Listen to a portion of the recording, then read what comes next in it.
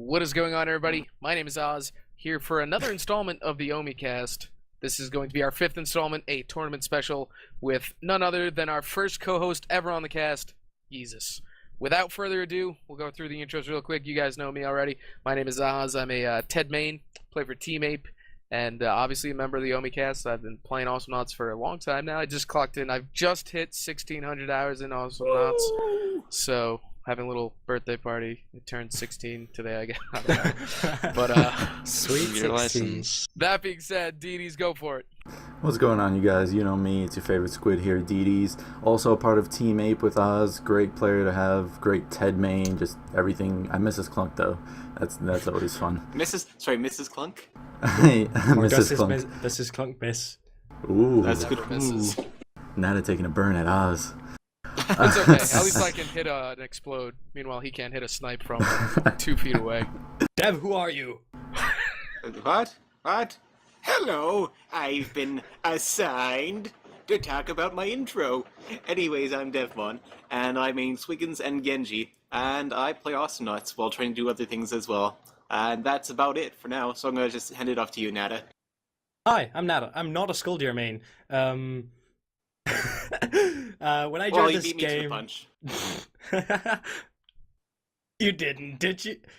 I'm gonna stop my introduction here and just let Dev take all the credit. I don't even know where he is, and I rather want to talk about the guy over there, the Yeezus. Hi, Yeezus. Who are you? Hi, I'm an Awesomenauts player. I've been playing for about 2 years and a bit now. It's been quite a bit, and I've also organized 2 tournaments. The most recent one being Awesome Fest 2, which is just started this week actually, and it's the sequel to the first Awesome Fest that happened summer of 2014. So I'm really excited to get this tournament going, and I'm looking forward to talk about how tournaments run in this podcast. Awesome. Now, before we get to that, I want to get people that are watching a brief insight in what has already happened in Awesomenauts tournament history, because we have gotten a few tournaments listed here that we want to talk about, so that you at home in your comfy chair, you'll get a chance of knowing what's happened before, so you'll have a better idea of what's going to happen next. It's like a Back to the Past. Back to the past, Yes. to the future kind of thing. Future. All right, we fair don't enough. have a. You're butchering the name of the movies. Yes. But I think Where's the my first knife? tournament that we should talk about is definitely going to be the Alienware Cup, and how that impacted the Nauts community, and how we've kind of seen the aftermath of what a major tournament can do. So, for those of you who don't know, the Alienware Cup was hosted by Ronimo, and it was sponsored by Alienware.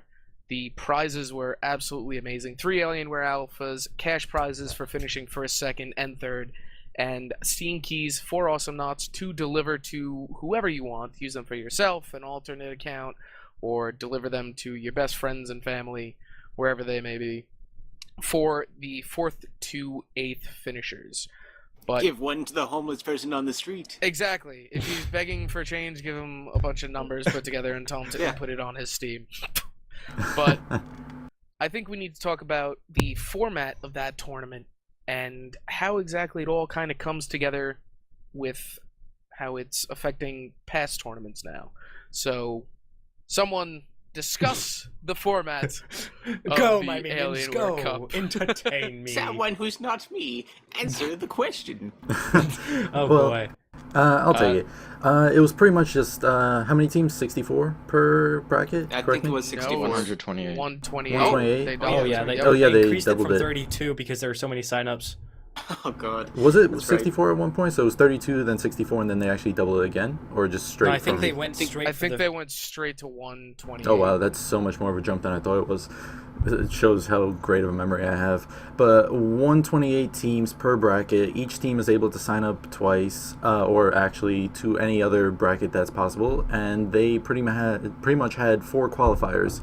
128 teams fighting it out to be the top 2 of a qualifier to qualify for the finals and the live matches. And one that shows how big the Awesome Knot community actually is, because people were surprised about how many teams actually signed up, and I thought it was a great surprise that we have that many competitive people willing to compete for prizes and do a serious like sponsored and time restricted event where some people had to wake up at like 4 a.m. their time zone. I know we had to be up at like 8 o'clock or something and do like a warm up and then be ready to play by 10, and it lasted the whole day. That was like a 12-13 hour qualifier. It was a 13-hour qualifier that we had. Yeah, that was a bit much with no We food had to breaks. play a finals match at 5 in the morning. Oh, that's great. The one thing that I wanted to just quickly state is that it was not region specific. So you have a lot of teams where it was EU priority, where they got like host and everything else. A lot of teams were fighting each other. So like Americans fighting Europeans or Brazilians or Spanish or anything like that. So a lot of lag and ping differences, which just had to be overcome. But Yeezus, how do you think that tournament went? Like, you've done tournament hosting and everything, so it's like a professional opinion coming from you. Yeah, it was definitely the biggest thing that could have happened to this game. Besides like the expansion, this tournament really proved to any outsider playing like League or Dota that Awesomenauts does have a pretty big competitive community, and there is some value into getting good at this game. As a competitive player myself, back in November when I was getting kind of bored of the game, it really brought me back. Like, I had something to work towards with my team. We were able to start practicing. I was able to start playing towards something. And yeah, I think that was kind of the case for a lot of players. Like, I think when it was announced, I was going through the forums, and a lot of people I hadn't seen in a while started to spread up again. I saw a lot of old team names that, for like AWC and APL that were coming back to try to get the prize. So it definitely did a lot for the community, and I think it was a really big step in proving Awesomenauts to be a true competitive game. I mean, I'm pretty sure at one point it was on the front page of Twitch, which Oh yeah, you I think never, they never got like see. 500 extra views just for the front page. Like, just I, they I got think that was really cool because people who are just browsing the front page of Twitch normally seeing Counter-Strike. Sorry, my phone's going off. But people normally seeing Counter-Strike, people seeing League of Legends, and all of a sudden this weird game called Awesomenauts that they've never heard of in their life. And I click on it and I say, what's going on here? They see a 2D side-scrolling competitive MOBA that they probably never even knew existed. And I believe the statistics at the end were they had 3,000 views per day. Yeah, that it was something were, that. I can't even think of the word right now. Not individual views, but unique. Unique, yes, yep. Unique views. They had 3,000 unique views per day, and he just was going back to when this tournament was just being announced. He saw a lot of teams coming back, and I saw a lot of teams coming out of the woodwork. Some teams that I've never seen before have came together and competed in this tournament trying to get that prize. And I think that was a huge thing to expand the community of Knots and just get new teams coming into this and playing in the competitive aspect of Knots. Yeah, especially the players that kind of left before the Starstorm expansion, before everything was kind of gussied up, and I couldn't go back and play like an earlier patch because everything just looks so much cleaner, everything runs so much smoother. So kind of showing how much the game has progressed to a bit on a big stage as well is a really big help to people that weren't willing to just go see for themselves. Yeah, and plus you have a lot of, like as was saying, people joined the tournament for the prizes, obviously, but then they practiced, like they put in their hours, and they ended up sticking together after the tournament was done. So you see a lot of new teams being produced out of tournaments, which just increases the competitive scene even after the tournament is done. So that's an amazing thing. Go for it. Hey, I have comments. Notice me. No, but something I want to briefly touch on is, of course, there's a tournament. We'll just Awesome Fest 2. We're gonna go back when you announced the tournament. A lot of people were like, "Hey, I'm looking for a team," but the looking for team places that we have currently are really, really silly. And I feel like having a bigger drive to get like the Alienware Cup, of course, gave players a bigger drive to get some teammates, but regularly there's really not that much you can do when you want a team, because the playing together section for tournaments is basically tournament announcements. The subreddit dedicated for it is pretty much dead. You have to know someone to actually get a team going most of the time. It's just... If I can just interject before you go any further with that. Yeah, it may be difficult to find a team, but there are ways. If you really wanted to get on a team, browse Twitch, go into the chat rooms, speak to people, network yourself out there. And I'm sure people are going to want to play with you. A few people here are streamers, and you've played with your streamers before. You can't deny the fact that if somebody has to play, yeah, you're going to play, So it's not as difficult as you're maybe making it out to seem. But as far as getting the chemistry, which is where I think you're going with it, and developing team strategies and teamwork, that is where the problem lies, I think. Because you can put 3 great players together. Hold on, let me finish. You can put 3 great players together, but if they all play with a different play style and don't communicate, don't help each other out when they need to, they're not going to be a great team. That is true. Where I was going with this is that I think that tournament hosting is really going to help people, be motivated enough to say, all right, we may not be, compatible to begin with, but we can work that out. And I just want it to get to the point that people get motivated when there's tournaments. And I was kind of curious to know if we actually know if there's coming if you're seeing new teams join at a higher rate than you'd normally see with Awesome Fest 2. So if you have any way of knowing if you can tell if there are new teams, that's where I'm going with this, basically. Yeah. For Awesome Fest, at the time it was the biggest tournament the game had seen. Obviously Alienware kind of shut the door on that one. But there were a lot of, and for Awesome Fest 2, I wasn't really expecting the League 5 to 9 bracket to see even enough teams to go through. Just because when you start to play together as a team, you kind of progress to League 3 and League 4. But to my surprise, there were plenty of teams in League 5 to 9. People want to play with their friends, and this is a really good way for teams to play with their friends, compete for a prize, and everybody has a really good shot at it. Especially with the tiered bracketing system, where I'll get into it later, but I really like this way compared to just random seeding with everybody. Right. So with that, I know that the ACC did not have a segmented league system, so why don't we go ahead and talk a bit about that tournament instead, now that we've covered the basics of Alienware, because ACC, hosted by Alexius, also the guy that runs the behind the scenes work. He's behind here. Right? Does the work behind mid.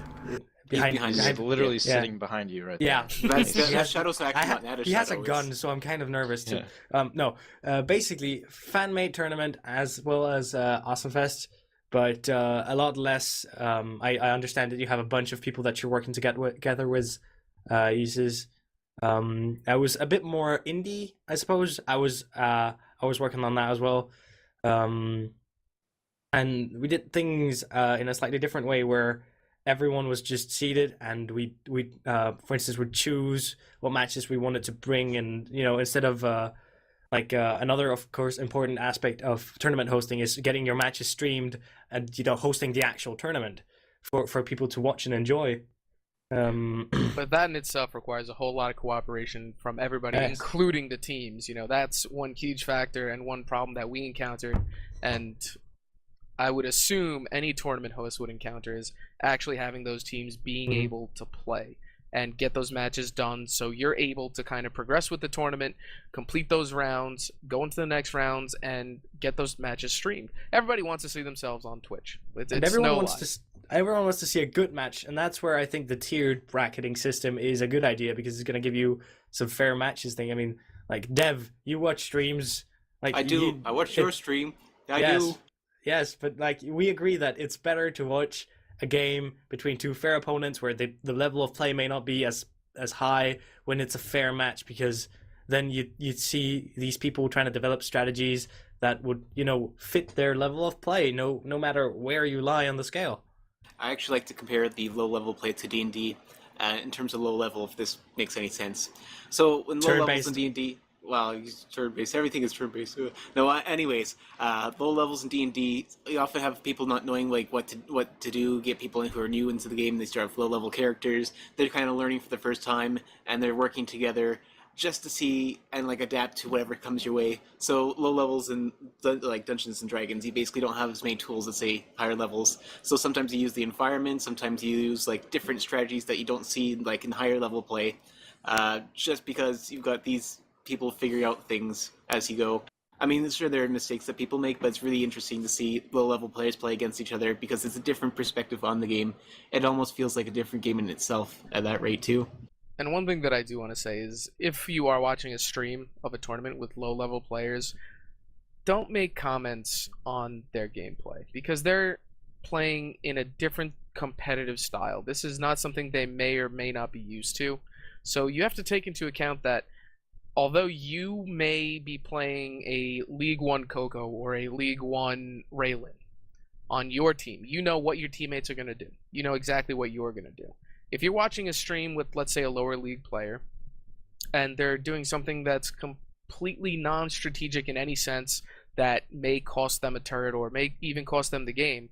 I saw this a lot when watching the ACC when they started streaming, not the ACC, the Alienware Cup, when they were streaming the lower matches. I saw a lot of the people in the chat being very hostile and saying, oh, that's stupid, he shouldn't have done that. No, don't say that's stupid and he shouldn't have done that. If you want to make a comment on how he can improve his gameplay.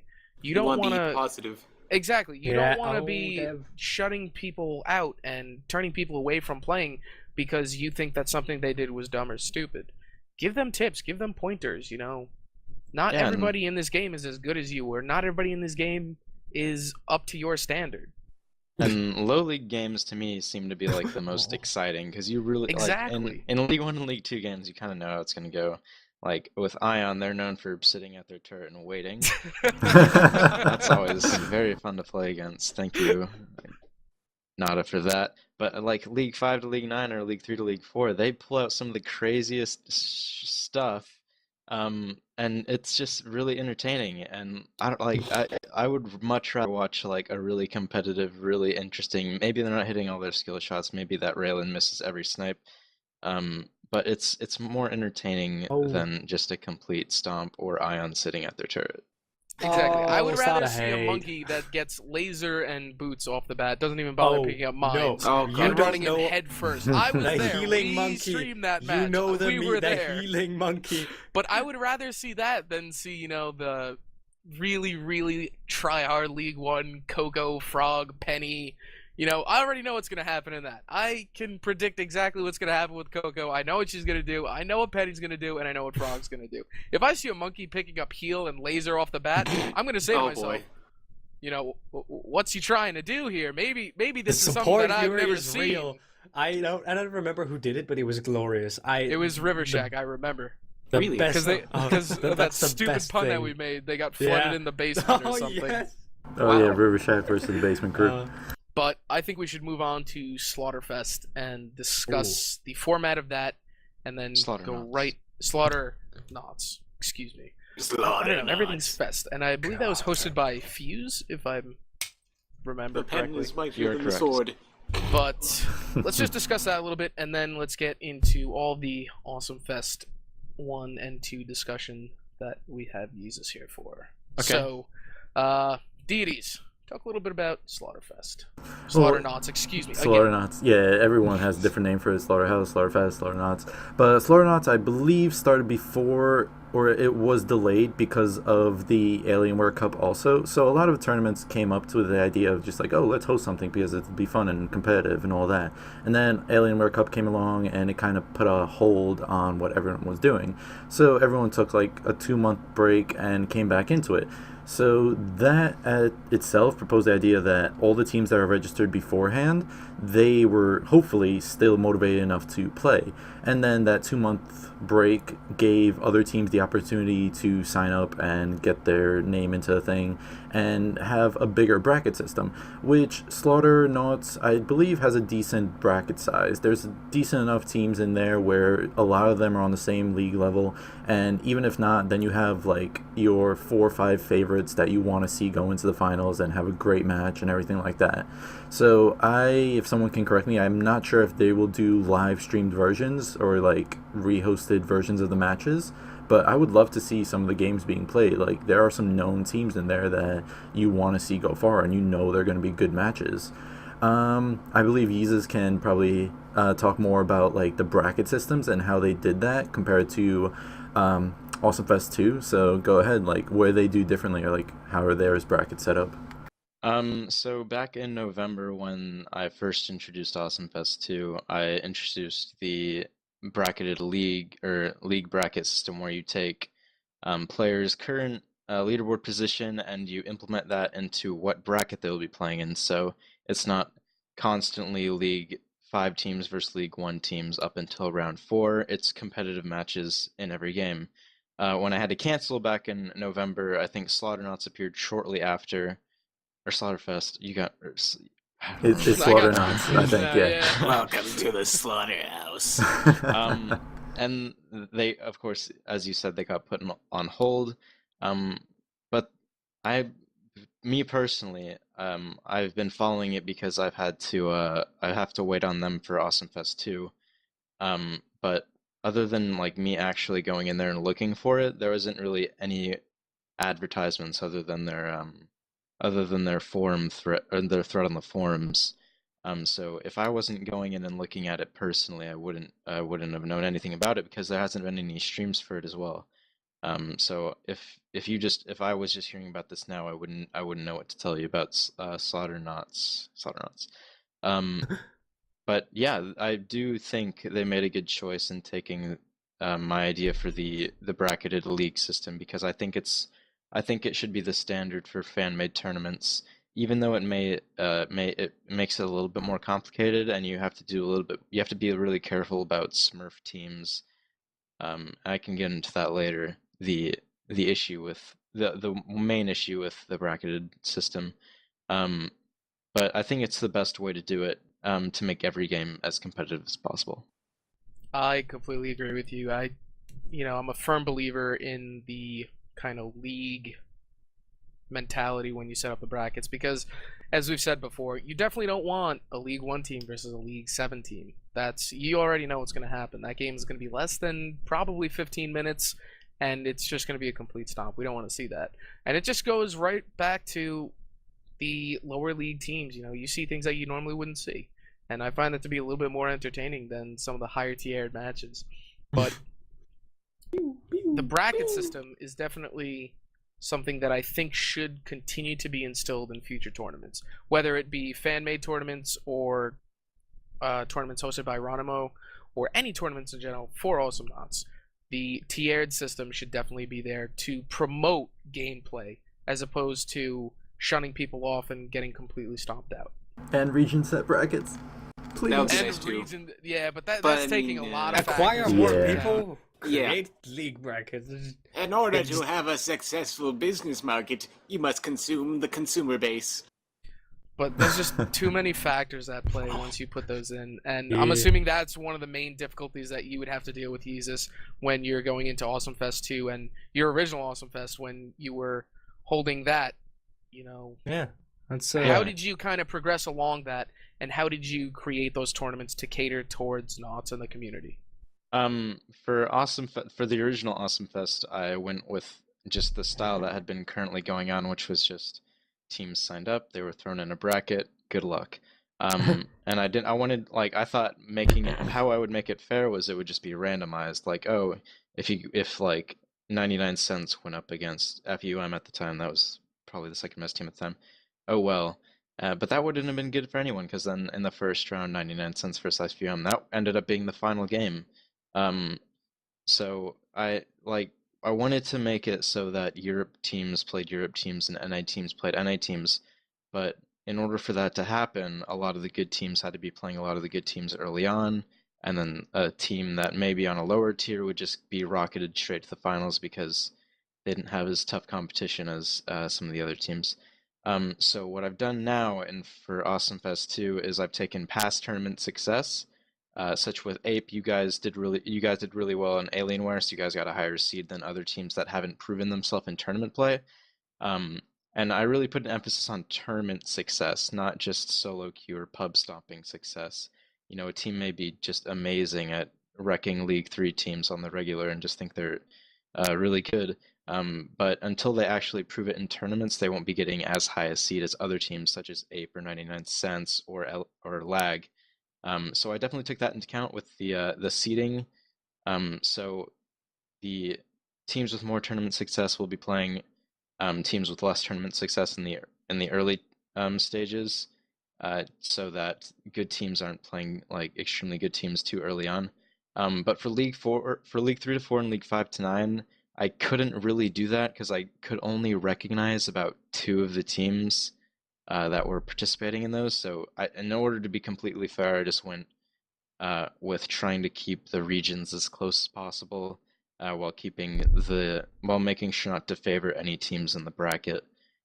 So 3 and 4 and 5 to 9 are pretty much randomized while trying to keep the lag manageable. So that's the difference between the 1 and 2 and the lower league brackets. It's also very cool to see how many teams you have running. Like when you were starting this up, weren't you excited to see like known teams signing up? And like when you were making the brackets, would you think about like one, their standards and their location, but like, oh look, let me pair them two together because that's going to be a really awesome game and still fair. Teams.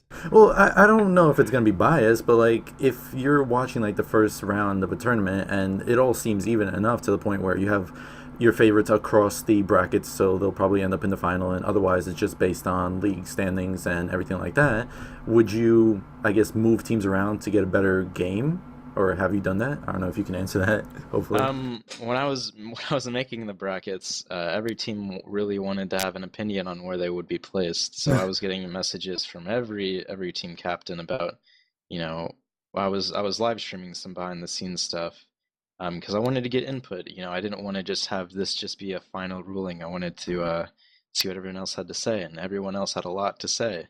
And the most popular opinion was to do it the way it was done, which was just have it seeded to where the best teams are the higher seeds and the worst teams are the lower seeds, like in NBA playoffs or NFL playoffs. If you do well during the regular season, past tournaments in this sense, you get higher seeds, so you have a better chance to do well in the playoffs, which would be Awesome Fest 2. So that's all the input I got from all the other teams that were kind of I mean, I would love to see 99 Cents play like Spade in the first round, but then one of those teams are automatically out, and then, you know, I wouldn't be able to think of a team name, but maybe like a seed 20 seed gets a seed, like plays seed 27, and then then like seed 20 plays seed 22, and then they just continue on the tournament while Spade just got the seed 1 versus seed 5 just for the fun of it, which I don't think that would be fair to them, since they've done their practice, they've had past tournament success, they should be rewarded for that. Totally agree. And you said that you were like streaming behind the scenes stuff, so obviously you're very interactive with your audience and everyone who's into the tournament. Like, how are they receiving the tournament? I, like, as a competitive player in Team Ape, and I'm assuming everyone who's a competitive player, we're excited when we see a new tournament pop up, especially one that's professionally managed and streamed and has just like looks good in terms of done. So are you getting good feedback in terms of how well you're doing and like how excited everyone is? Oh yeah, it's been great. I mean, compared to the first Awesome Fest, which, I mean, coming into tournament hosting as a newbie, you're probably not going to do everything right. You know, some things aren't going to be refined, which is why I have great respect for the people that are doing Slaughternauts, because it's their first try and they're doing a pretty damn good job. And you know, any person that wants to go on this endeavor, if you do it well enough, I mean, that's a great job, because you know it's a really big endeavor when you really think about it.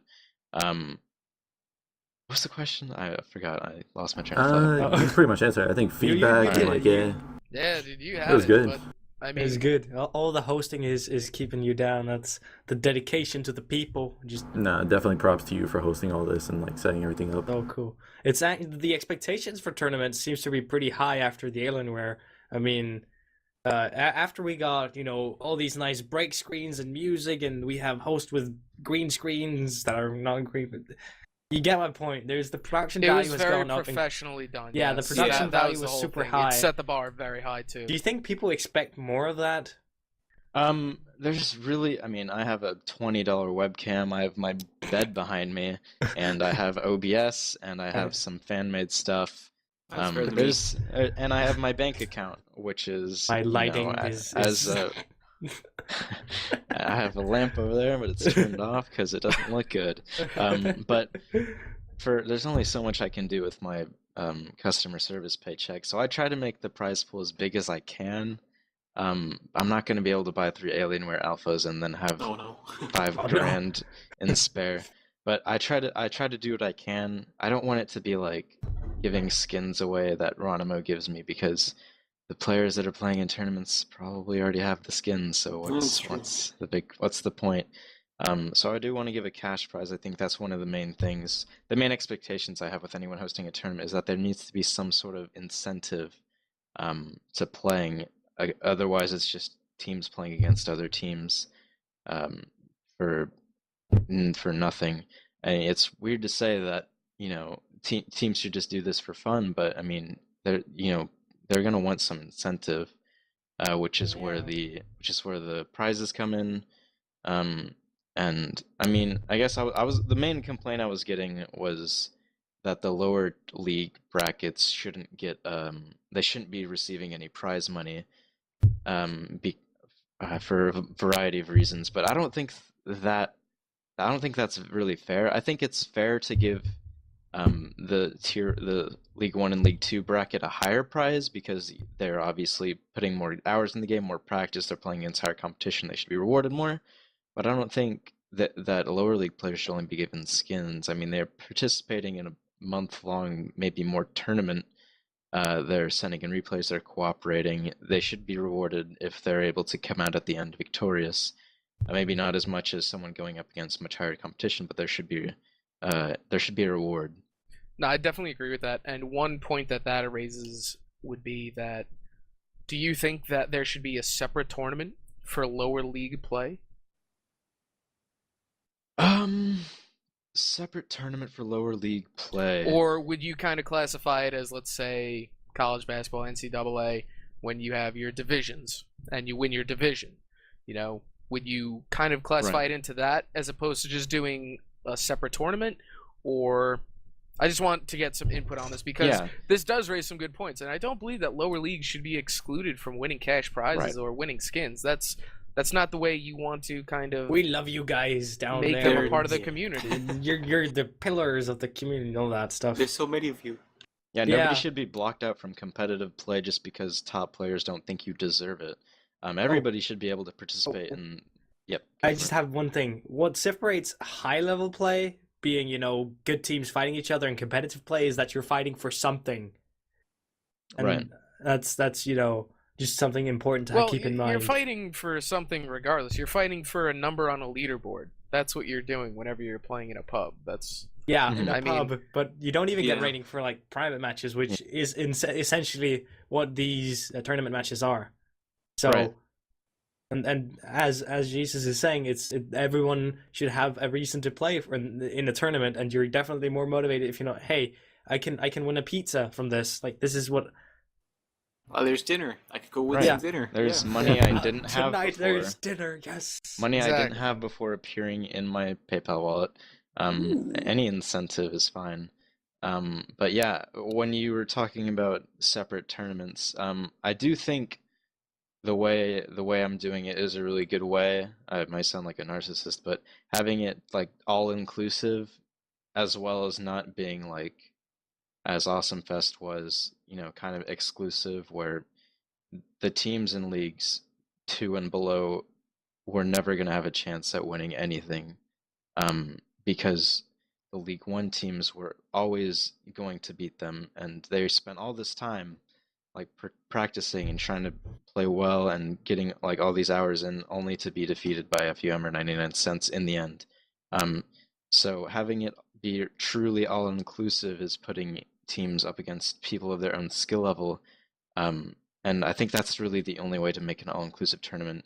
You can't really just say, okay, I'm just gonna have any team that wants to play join, because the truth is that they have, unless you've been playing since like 2014 or so on, and you've had good experience with your team and you play really well, you're not going to be able to compete at the true like higher brackets until you put more time into the game. So starting off at kind of a League 3 to League 4 bracket and then working your way up is a better way of doing it. Yes. Are you Yeah. raising? Were Just you doing hand gestures. No, we're just Higher brackets. doing the wave.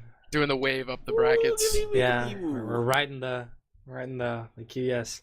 I will So- agree with what you said, though. Adding incentive to the lower brackets encourages people to play and get better, and having a higher prize bracket for the harder tournament, which is Leagues 1 and 2, really gives them an incentive to continue playing and get better, so they can basically get the better prizes. But they are rewarded for playing in those low leagues as well. Yeah, And that and yeah. the reason, yeah, and one of the other reasons why I had to kind of keep it lower, like on the prize pool, is every top team that I have on my friends list sent me a message as I was introducing the tournament. Hey, what's the point for me to just make an alt account? Why shouldn't I just make an alt account and go to League 5 through 9 and stomp and just get free money? Why shouldn't I just do that over playing in the League 1 and 2, where I only have a small chance at winning a relative amount of money? Which opened up to me, it needs to be lower, and there needs to be more incentive to play at a higher level in the League 1 and 2 bracket, which is why the prizes may not be as like high, I guess. I mean, it's free money. Why are you complaining? But Hey, money. but yeah, there has to be more incentive to play in the League 1 and 2, which was expressed to me, which is why you can see the prices go up as you increase in skill level. I did want to ask. Obviously, I'm sorry. Go ahead. Well, yeah, it's a pretty quick question, but I was actually pretty interested about this, and I guess other viewers would be too. But in terms of Smurf accounts and like other people making alternative accounts and just playing in lower leagues, has that really been a problem, or like how have you dealt with that so far? There have been, I think, two problems. Two players that I won't name came to me both accusing each other of making Smurf accounts and going to lower leagues. I think they were just trying to sabotage each other, but one was actually legitimate. They were, I mean, they said it was a miscommunication, so I gave them the benefit of the doubt. I moved them up to the 3-4 where they truly belonged. And then I did thorough background checks on everybody's Steam profile. If it's a private profile, if you didn't add me, I can't put you in the tournament because I can't see how many hours you have. I can't see what other games are on your Steam profile. I can't see your win percentage. Also went through Knott's ranking to see how many games everybody played that season, what their win percentage was. If their win percentage was like super tanked and they were like visibly trying to lower their league, I would ask them about it, and if they couldn't give me like a straight answer, I mean, you kind of have to be, you can't really be like nice about this. I mean, you want everybody to have a fair shot, and if you're sketchy in any way, I can't let you get away with that. I mean, obviously, it was pretty clear when I was going through it that like teams were actually on that skill level. They hadn't played Knots in a certain amount of time. You know, they've been busy with other games. They had other games in their Steam profile, plenty of friends. It didn't look like nobody looked sketchy. There were only two problems, and they were both sorted. So I haven't really had any problems with it as much as I thought I would. So luckily, everybody's being pretty honest about it, and I hope that the way the prizes are working out, that there's more incentive to go for the top prize in League 1 and League 2 rather than the top prize in League 5 to League 9. All right, actually sounds like a lot of time going into doing background checks. I mean, and that's just a fraction of what you're doing for this tournament. I mean, how long does it take to, from the planning phase to actually be all right, brackets are done? So it all started like I probably wasn't gonna host Awesome Fest 2. I went to PAX South to visit some friends and some streamers, do some networking, and I didn't know. I talked to Ronimo back in like December, and they told me they weren't gonna be there.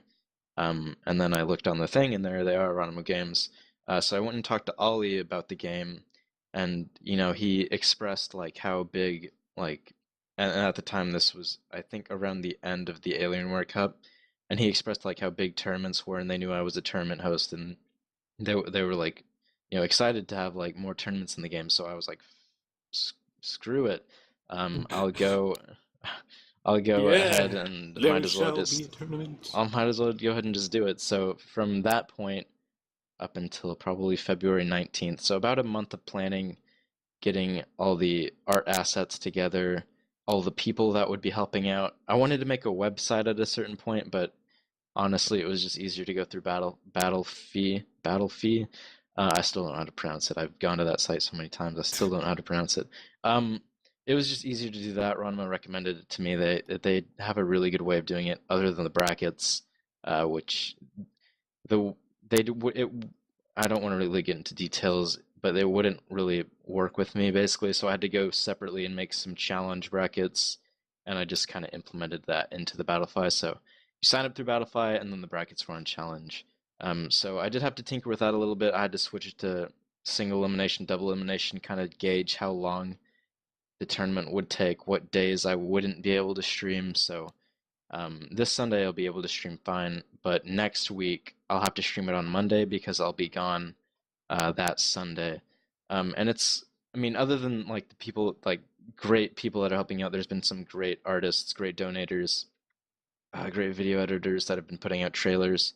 It's kind of a solo project. I'm basically the one person answering questions for everybody. So whenever I wake up, I have about 10 or 12 Steam messages of teams that need clarification on the rules or don't know what's going on, or they want to sign up for the tournament 8 days later as it already started.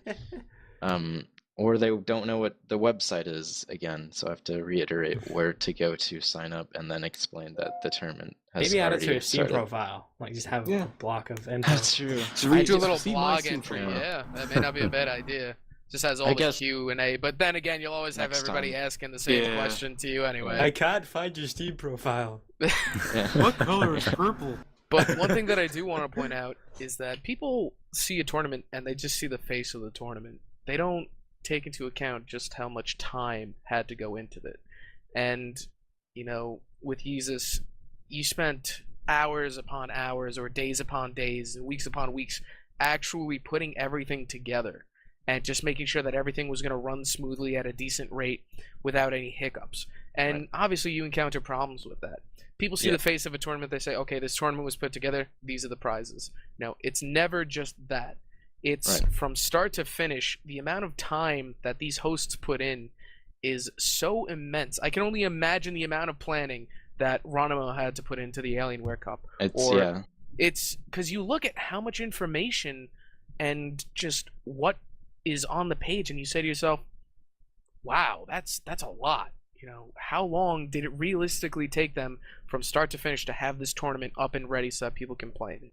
Same thing goes for Awesome Fest, ACC, and Slaughternauts. It's a lot of time that these people are putting into this. Don't take that for granted. If a tournament host is not answering your question within the first 30 seconds that you send it, don't assume they're ignoring you. And that just goes for anything in life, but in this specific situation more than any. A lot of time goes into these tournaments, and you playing in them, obviously you're devoting your time as well. But I just want to say a huge thank you to everybody who's hosted a tournament in the past, and especially Yeezus, who's going through Awesome Fest 2 right now. Exactly. Yeah, he's our savior, Jesus Christ. Jesus Christ. Jesus Christ. I know we kind of briefly touched up on the expectations of the tournament, and for Ronimo to speak with you and for you to put out Awesome Fest 2, that's a great jump for the community. The main thing I was worried about was, I guess, like my reputation and being able to host a tournament I thought I kind of marred that like in February. I wasn't really sure how people were gonna like receive me coming back and just claiming I can do it again. There were some difficult circumstances that I won't go into, not February, back in November, that kind of prevented me from hosting. And I was worried. I was like, I know I can do this. I've done this before. I spent like 2 months or 4 months or whatever planning and streaming every Sunday, 7 or 8 hours every Sunday, weeks on weeks on weeks on weeks. I've done it before. I really hope that they trust that I can do it again. And obviously, there's been some snide remarks about, oh, are you just gonna quit again? Make sure you don't quit this time. But you know, it's all fine. I totally understand. Like, you know, I did fail in November to host the tournament, and hopefully I can regain the community's trust and being a trustworthy tournament hoster. Yeah, stuff happens though. Quick question for you, Yeezus. When it comes to doing tournaments, is there anywhere that you look for specifically when you're looking for help? So if you need like shoutcasters or artists or anything, is there a resource or database that you and maybe other tournament hosts look at? Any place that you can find people or people should stand out to give you a hand? I went to the subreddit for Awesomenauts. It was before I even announced it. I just said I was working on something. Can anybody help me out? And I got 2 artists, 2 web developers, and 2 video editors, and they were so helpful. It was incredible that like someone could just devote their time and like to helping out something like they're not even like they didn't even know like the day before, and they're like, oh yeah, I can draw for this, I can edit movies for this, I can develop a website for this. So it was amazing to see like that people were willing and able to support the tournament. So I guess if anyone else is looking for help, definitely make a post on the subreddit. Don't expect like people to just give you everything you need. I mean, you're obviously gonna have to put 99% of the work in. But like I'm so terrible at art, and I can't like afford any high quality video editing software right now. So those are the main 2 spots I was looking for it. Like making, I know for Awesome Fest 1 that Nika Tanika made the trailer and it was really well done, and we all loved it. Yeah. And you know, I was looking for that as well, and there were Artichoke and Zardblade. They made the 2 trailers, and they were able to get them out on time, and it worked out really well. And then Cleary from Twitch, you may know her as Trinary on Steam. She did the art for Awesome Fest 2, and I was blown away. I didn't think like it could be that high quality, but I love the logo for Awesome Fest 2. So I was blown away by all the support I'd received, because I thought it was just going to be another solo project, and that may be one of the mistakes I made back in November, was trying to take it on all like by myself. I didn't look for any help. I was just like, well, I can do it, whatever. I'll figure it out. And I wasn't able to, and now with all this help, it's made it much easier. So definitely Awesomenauts subreddit is a good place to start. You can also go to you can also like hire people to make you art if you really want something like done on a certain date at a certain time, which I looked into. But yeah, people are willing to help, and you should always try to find people that can help you out. Yeah, definitely. And so far, the tournament's just starting, so I can imagine you still have a lot of work ahead of you, as well as casting. I know you're going to cast this Sunday, if I'm correct, right? That's correct. Yeah. So just name a few names. Who do you have helping you with casting and everything, and like how's that going to work? Because I can only imagine that's going to be a whole new adventure in itself once that starts. Yeah, that's where everything really kicks into high gear. Is the Sundays when everything is casted and streamed, and my computer starts to cry. The man to my bottom right, is that right? Not a pop. Are you down there? I He'll don't know, be am I? casting. He's Yep. your bottom He's left? somewhere. Not your bottom I left. am not. It's not where. It's when. I just played Bioshock. It's just when I He's in mid. support. I Well, was yeah. I was just wanna like all that asking for help. Yeezus personally came to me and was really, hey, I got this thing going, So like if you already, because I like to think that I am at this point I'm kind of known in the casting community and by tournament host because I've been doing a lot of work. So if you've seen anyone else on air, if you're hosting a new tournament, try looking for people that already have done it. And they are like the people I've been casting with have always been super nice and super engaged. And I guarantee you, if they don't have time, they'll refer you to someone, because we all have that one friend that wants to get started. And just don't be afraid to ask out. It's gonna really help you.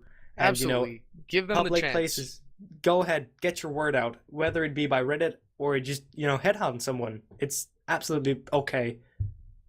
Don't kill them. Just Yeah, just I know politely that ask I'm a them. sniper main, and headhunting might seem wrong, but be nice about it, right? Just You're a warning sniper, shots. man. It's a shame you Just- can't just- ever hit a snipe. Yeah, just start Oh, off shut slow. up, you're just I'm sorry. jelly. Oh, you're just jelly. But no, as you said before, definitely if you're looking for people for help, just ask around. There are a lot of people in this community, and a lot of people who'll be more than happy to help out. The way that I started off casting was Calzar came to me once he took over the SWC and was looking for someone to cast, and literally he had me do a 2-minute kind of short clip and commentate on one of the plays, and I came into it and he liked me, and now I'm casting with the ACC with Nada. Yeah, But this is people like- always want oh, to help this- out. So don't ever think that you don't have the capability to, or that nobody would want you. If you think that you have a skill, or if you think that you can help out in any way, if somebody needs your help, they'll ask you, and get your name out there. So, Hey. actually, what's next on the agenda, deities?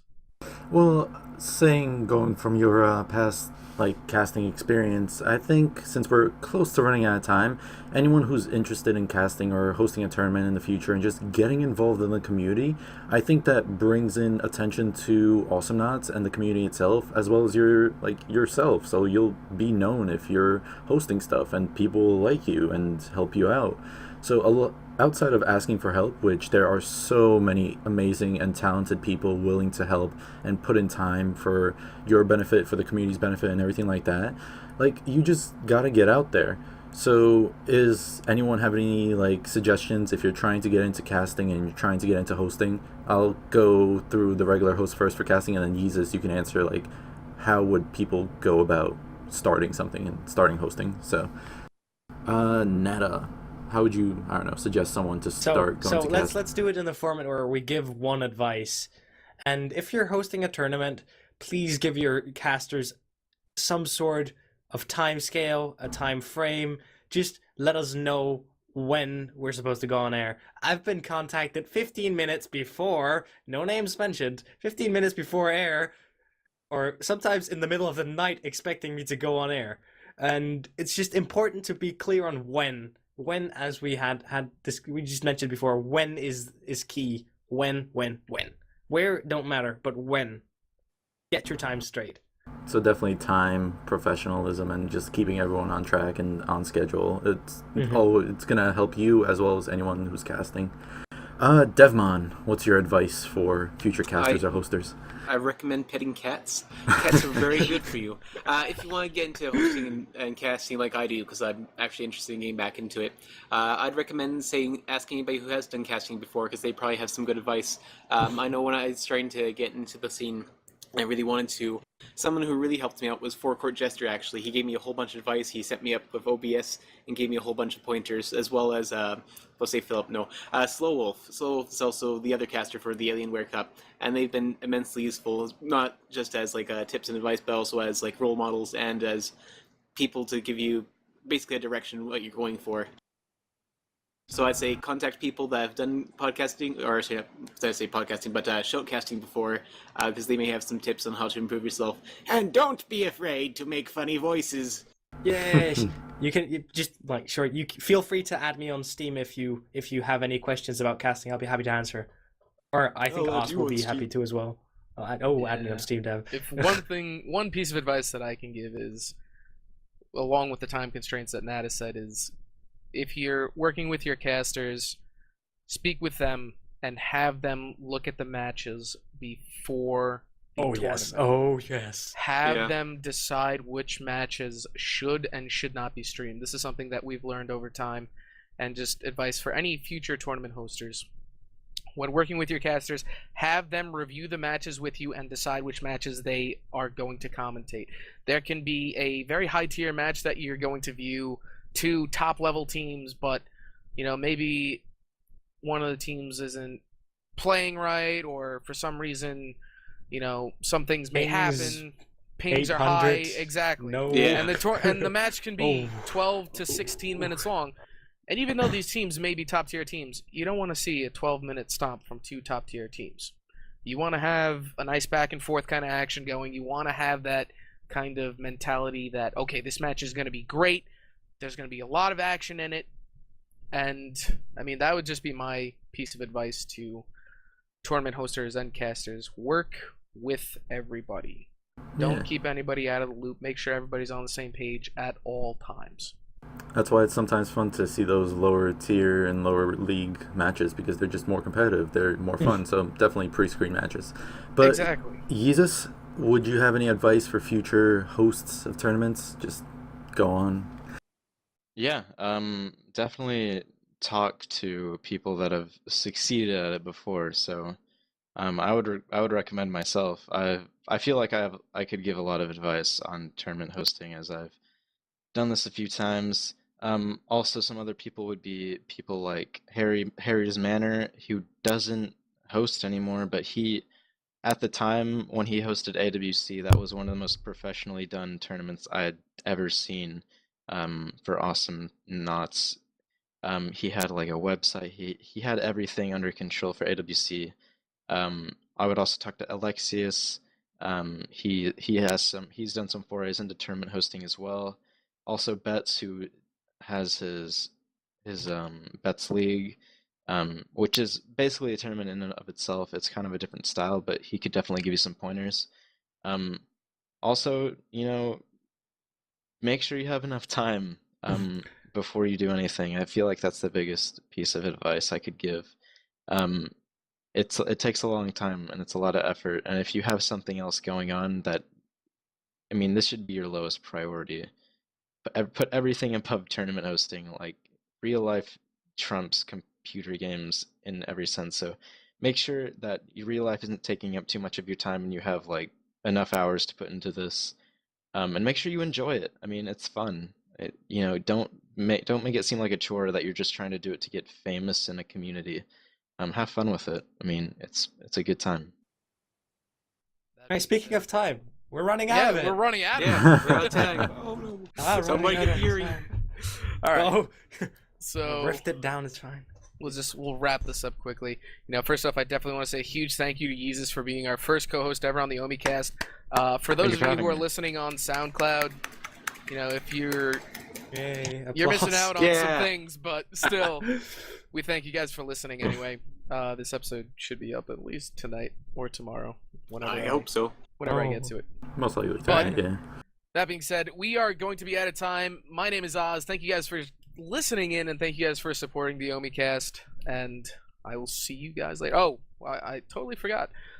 More thank yous for all of our artists and everybody who has worked on this podcast. A huge thank you to Alex. A huge thank you to Vixie and Zammy's Kid, who has made a new and improved layout for this cast and probably the future cast that we're going to get into. So comfy in these layouts. It's incredible. But a huge thank you to those guys. My name is Oz. I will catch you guys later, and thank you guys for tuning in. It's always a pleasure. My name is Dedes. I hope you guys enjoyed. Nada? No. It's Dev's turn to say No, it's goodbye. Your turn first. I probably No, need to I don't want to say goodbye until Dev says goodbye. Alright, Give me an Dev. eviction notice. The eviction notice. I am not a robot, and Give I me am the signing eviction. off. Signing off. Signing off. Signing off. Offline. Alright. And, I'm Nada. I still don't play Skoldir. And last but not least, Yeezus, you want to sign us yeah. off? that's cute. Yeah, I will do that. Go for it, Yeezus. I am Yeezus. I want to thank these guys for having me on, and I want to wish them good luck. This podcast has been done really professionally, and they've done a really good job in having a podcast for the Awesome Mouse community. So big thanks to them. They're putting a lot of time and effort into this. So I really appreciate what these guys are doing. I hope you guys do too. And with that, I'll give it to Oz to close it. Yeah. that's gonna be it. That's gonna be it for us, and I think we're gonna be reopening applications again for the next episode. That's wrong. On the Omi. That's wrong.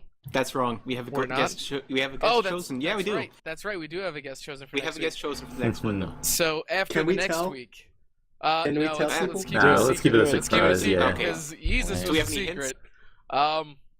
Yeah, let's give people a hint. Come on. I don't know. Someone think of a hint. Teenage Mutant Ninja Turtles. All right, yeah, we'll go with that. Fine.